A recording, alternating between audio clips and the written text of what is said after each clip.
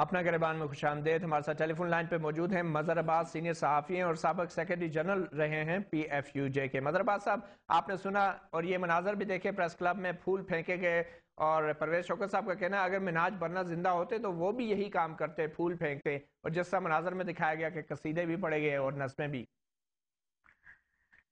دیکھیے، ہر جگہ کی اپنی اپنی روایتیں ہوتی ہیں. کراچی کو اگر آپ دیکھیں تو کراچی پریس کلب میں نارملی کراچی پریس کلب کے جب الیکشنز ہوتے ہیں تو ٹرانسفر آف پاور بہت ہی اسموتھلی ہو جاتا ہے. وہاں کوئی نئی ووٹ ٹیکنگ نہیں ہوتی، لیکن کچھ جگہوں پہ یہ روایتیں ہیں کہ وہاں ووٹ ٹیکنگ بھی ہوتی ہے. جیسے کراچی میں چاہے یونینز کے الیکشنز ہوں، بہت زیادہ آپ کو نظر آئے گا کہ وہاں پوسٹرز لگائے جا رہے ہیں، تصویریں لگائی جا رہی ہیں. لیکن لاہور اور پنڈی، اسلام آباد میں ہم نے دیکھا ہے تو یہ مظہر عباس صاحب، یہ الیکشن کی تقریب نہیں تھی. ایک سابق وزیر اطلاعات آئے، ان کو پھول نچھاور کیے گئے، ان کے قصیدے پڑھے گئے، تالیاں بجائی گئی، اور پرویز شوکت صاحب نے کہا کہ ان کو ایک اچھا عہدہ بھی ملنا چاہیے. کیا صحافی کو یہ زیب دیتا ہے سیاستدان کے اتنے قریب جانا، اس کو دوست کہنا؟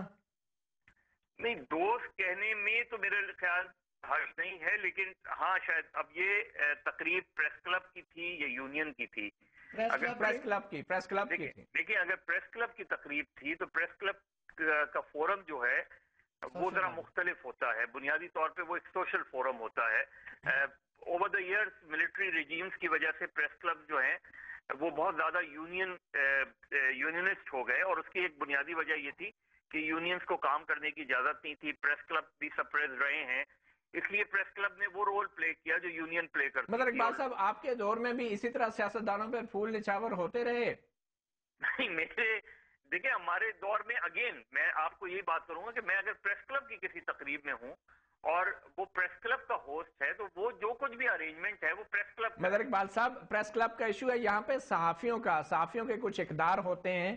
صحافی تو کھڑے بھی نہیں ہوتے پریس کانفرنس میں، جب کوئی سیاستدان پریس کانفرنس کرنے آتا ہے تالیاں نہیں بجاتے. اور یہاں پہ تو جو ہم مناظر دیکھ رہے ہیں کہ جس طریقے سے ایک سابق وزیر اطلاعات مٹھائیاں کھلا رہے ہیں صحافیوں کو، نظمیں پڑھی جا رہی ہیں ان کی شان میں، یہ سب کیا ہے؟ آپ کیا ایک عام آدمی کو آپ کیا بتائیں گے یہ سب کیا ہے؟ مطلب دو چیزیں ہوتی ہیں. دیکھیں، جب آپ کوئی میٹ دی پریس پروگرام کرتے ہیں یا پریس کلب کسی گیسٹ کو انوائٹ کرتا ہے، کوئی بھی ہو، تو وہ پریس کلب کا گیسٹ ہوتا ہے.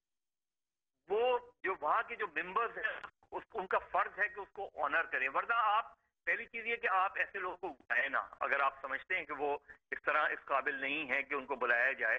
لیکن جب آپ پریس کانفرنس کرتا ہے اگر کوئی منسٹر یا کوئی پولیٹیشین اور آپ اس کے ساتھ بیٹھے ہوں، وہ غلط ہے. لیکن اگر پریس کلب کے فورم پہ یا ایون یونین کے فورم پہ آپ کسی کو انوائٹ کرتے ہیں تو وہ آپ کا گیسٹ ہوتا ہے، مہمان ہوتا ہے.